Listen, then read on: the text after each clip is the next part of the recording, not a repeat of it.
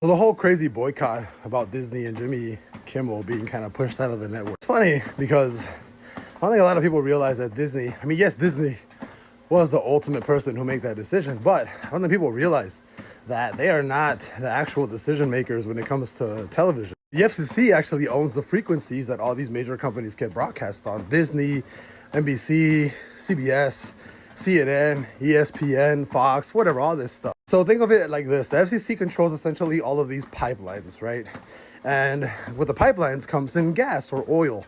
And they basically have a lever that covers all the content that Disney pushes out through this specific pipeline, so they can actually broadcast out to Channel 7. And the FCC essentially kind of rents this out to them, and they say, you know what? Give us, we'll rent this pipeline to you of this frequency that you can like put your channel on. Give us $1 billion a year. We'll call it a day. What happened in the Disney decision, it's not necessarily Disney wanting to kick out Jimmy Kimmel. Personally, my personal opinion, right? I don't think Disney really gives a fuck about what Jimmy Kimmel has said.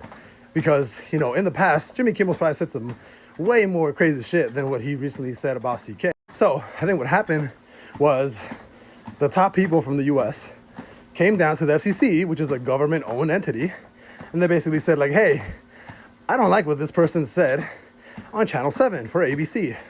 You're the FCC. I am this person. I basically own and control you. So what I want you to do is I want you to block that pipe, right, of oil, of gas that you guys basically let rent out to Disney. And I want you to tell them that if you guys don't kick this person out of national TV, right, which is Jimmy Kimmel, if you guys don't do this, we're essentially gonna block your frequency to actually be able to post your content on this frequency for Channel 7, and we're gonna sell the rights to somebody else. And that is what I think actually happened. Is Disney completely someone who's like not at fault? Probably not, right? Because, you know, they are potentially, I would say, risking a lot, their whole channel, right, for just one person, which is, again, it's a shame what's happening to Jimmy Kimmel. I support Jimmy Kimmel. I think he's fantastic. That shouldn't happen to him, right? But again, I don't think they were the ultimate decision maker. I think it was the FCC control that actually essentially pushed them to cut off Jimmy Kimmel, because if they didn't, their whole channel would have been just fucking dissolved.